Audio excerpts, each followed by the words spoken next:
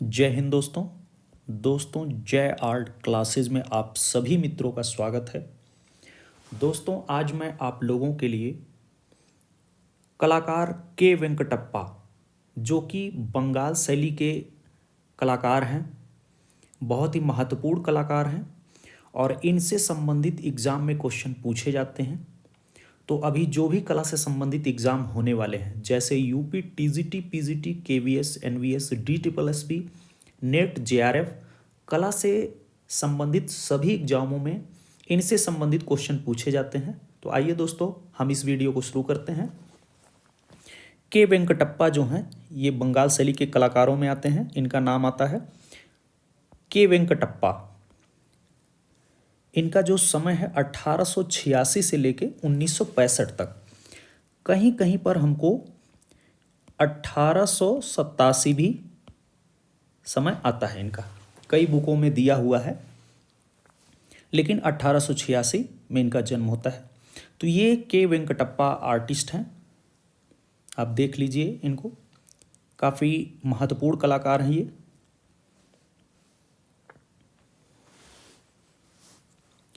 के वेंकटप्पा इनका जो समय है यहाँ पे 1887 दिया हुआ है जो कि गलत है, तो यहाँ पे राइट 1886 होगा। 1886 लेके 1965 तक इनका समय है।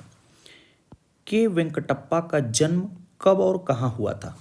तो के वेंकटप्पा का जो जन्म होता है वो 1886 में मैसूर, कर्नाटक में इनका जन्म होता है। के वेंकटप्पा की चित्रण शैली कैसी थी? इनकी चित्रण शैली कैसी थी? यथार्थवादी। बंगाल शैली का ऐसा चित्रकार जो वीणा वादक भी था। तो कौन थे?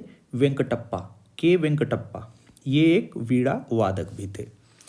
के वेंकटप्पा को कला के किस क्षेत्र में विशेष ख्याति हुई? तो इनको भित्ति चित्रकारी के रूप में विशेष ख्याति मिली, काफ़ी प्रसिद्धि मिली इनको भित्ति चित्रकारी के रूप में। के वेंकटप्पा के चित्रण का प्रमुख माध्यम क्या रहा है? तो इनके चित्रण का जो प्रमुख माध्यम रहा है वो जल रंग, ज़्यादातर इन्होंने जल रंग में चित्र बनाया। के वेंकटप्पा का सबसे प्रसिद्ध भित्ति चित्र कौन सा है? इनका सबसे प्रसिद्ध म्यूरल पेंटिंग कौन सा है? शकुंतला का प्रस्थान, इंग्लिश में उसे बोलेंगे डिपार्चर ऑफ शकुंतला। सबसे फेमस इनका भित्ति चित्र है ये। के वेंकटप्पा की प्रारंभिक शिक्षा कब व कहाँ हुई थी?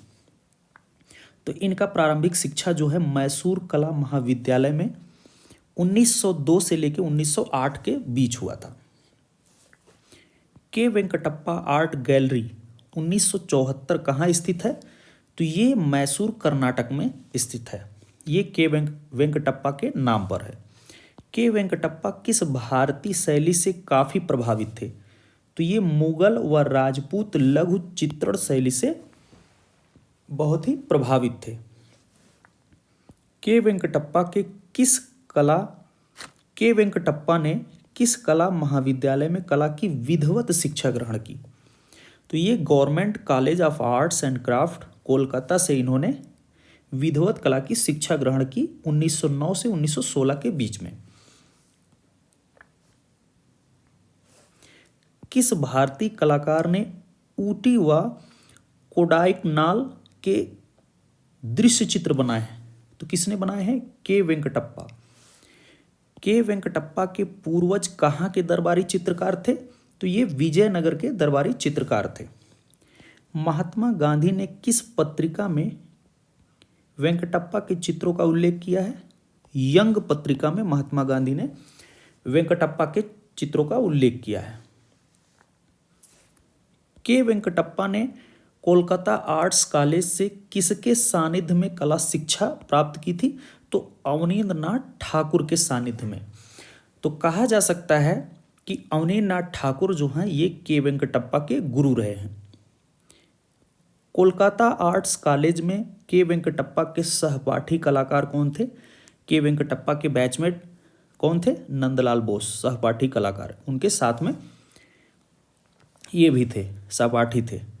के वेंकटप्पा ने अपना आखिरी लैंडस्केप को दृश्य चित्र बोला जाता है, कौन सा चित्रित किया था? तो सूर्यास्त। इन्होंने जल रंग में बनाया था 1962 में। के वेंकटप्पा ने अजंता गुफा की प्रतिलिपियां कब व किस तकनीक में बनाई? तो ये 1909 से 1910 के बीच में इन्होंने फ्रेस्को तकनीक में बनाई थी। के वेंकटप्पा राष्ट्रीय ललित कला अकादमी नई दिल्ली के फेलो कब निर्वाचित किए गए थे? तो ये वर्ष 1962 में इन्हें राष्ट्रीय ललित कला अकादमी नई दिल्ली द्वारा इनको फेलोशिप प्राप्त हुआ था। बंगाल शैली का मंसूर किस भारतीय कलाकार को कहा जाता है? के वेंकटप्पा। के वेंकटप्पा को बंगाल शैली का मंसूर कहा जाता है। बहुत इंपॉर्टेंट क्वेश्चन है। के वेंकटप्पा ने नंदलाल बोस के साथ मिलकर अजंता गुफा की प्रतिलिपियां किसकी अध्यक्षता में रहकर बनाई थी? तो लेडी हरिंघम जो थी उनकी अध्यक्षता में नंदलाल बोस और के वेंकटप्पा ने मिलकर अजंता गुफा की प्रतिलिपियां बनाई थी। किस महापुरुष ने मैसूर भ्रमण के दौरान के वेंकटप्पा के चित्रों से प्रभावित होकर उनका उल्लेख अपनी पत्रिका में किया था? तो किसने किया था? महात्मा गांधी ने। इनके कुछ प्रमुख चित्र हैं, उसे हम देख लेते हैं। शकुंतला प्रस्थान, ये एक भित्ति चित्र है, रिलीफ वर्क है। लॉर्ड शिवा, ये भी एक भित्ति चित्र है और रिलीफ में काम किया गया है। चैतन्य का जन्म, ये भित्ति चित्र है, म्यूरल पेंटिंग है। जलती हुई लंका, इसको इंग्लिश में बर्निंग ऑफ लंका कहेंगे। ये कैनवास पर तैल रंग में है और ये 1914 में बनाई गई है। इस चित्र को हम देख लेते हैं। बर्निंग ऑफ लंका, ये वो चित्र है, बर्निंग ऑफ लंका या लंका दहन इसको बोलेंगे। ये जो चित्र है ये रामायण पर आधारित है, तो आप ये चित्र देख लीजिए। ये लंका है और ये जल रही है। हनुमान जी ने अपनी पूंछ से लंका में जो आग लगाया था, तो ये रामायण से संबंधित ये चित्र बनाए गए हैं, जो कि काफ़ी सुंदर तरीके से इसका चित्रण किया गया है। तो ये है द बर्निंग ऑफ लंका, जो कि 1914 में बनाया गया है। ये कैनवास पर तैल रंग से।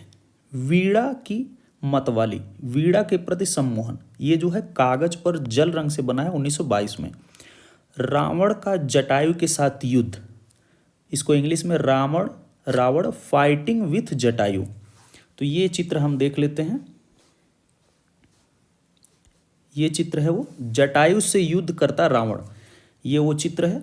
ये भी रामायण पर आधारित है। तो इसका जो स्टोरी है, इसकी जो कथा है, आप जानते ही हैं कि रावण जब सीता जी को हरण करके ले जा रहा था, तो रास्ते में उसे जटायु मिले थे और उन्हें भरपूर कोशिश की थी कि सीता को छुड़ाने के लिए, लेकिन जो रावण है वो अपनी तलवार से जटायु का पंख काट देता है और जटायु धरती पर गिर जाते हैं।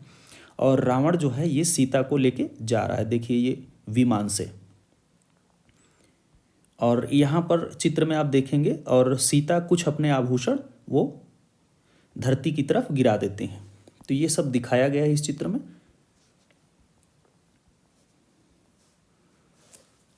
सीता को स्वर्ण मुद्रिका भेजते हुए राम, इंग्लिश में इसे Ram sending his signet ring to Sita.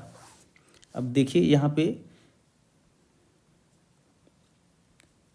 ये चित्र है हनुमान जी को, देखिए ये चित्र है राम सीता को अपनी अंगूठी भेज रहे हैं।